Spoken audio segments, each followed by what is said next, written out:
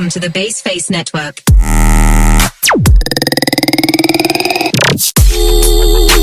Assalamualaikum warahmatullahi wabarakatuh. Yang terhormat kepada Ibu Haji Mufliha Eskom IMM selaku pembimbing mata kuliah perilaku organisasi.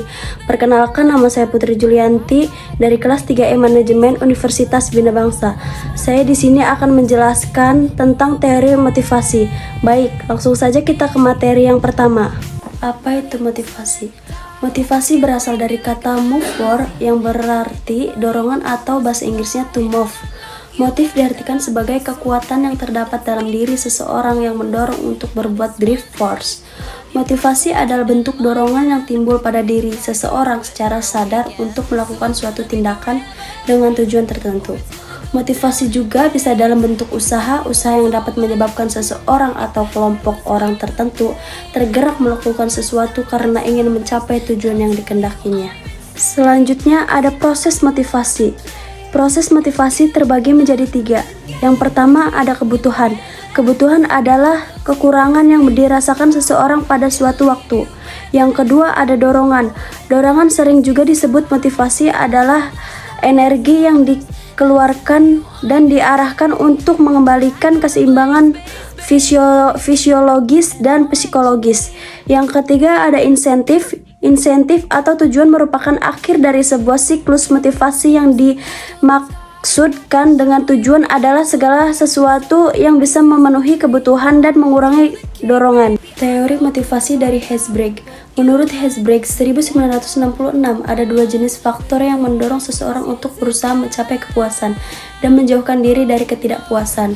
2 faktor itu disebutnya faktor Hackney, faktor ekstrinsik, dan faktor motivator.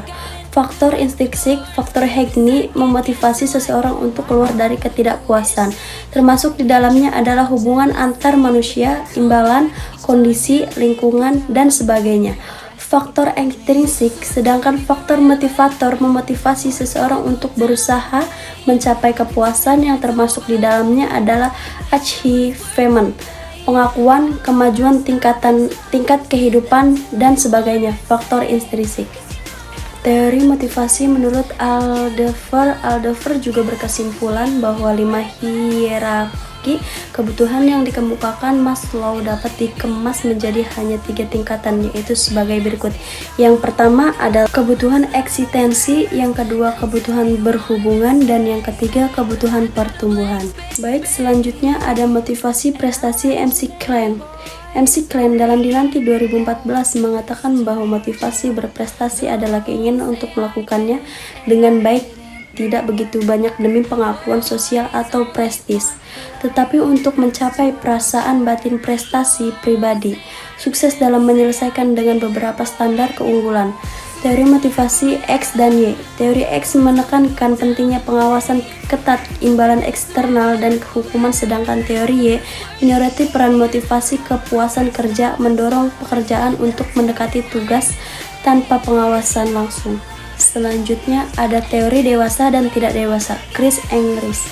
Teori kepribadian orang dewasa Inggris menyatakan bahwa organisasi yang memperlakukan karyawannya sebagai individu yang matang dan dewasa, dan menunjukkan hal ini dengan memberikan mereka kemandirian dan tanggung jawab yang lebih besar, akan berkinerja lebih baik daripada organisasi yang tidak.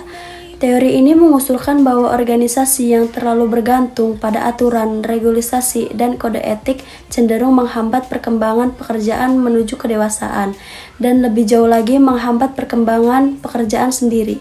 Pertumbuhan. Baik, pada kesimpulan motivasi merupakan suatu keadaan atau kondisi yang mendorong, merangsang, atau menggerakkan seseorang untuk melakukan suatu atau kegiatan yang dilakukannya, sehingga ia dapat mencapai tujuannya.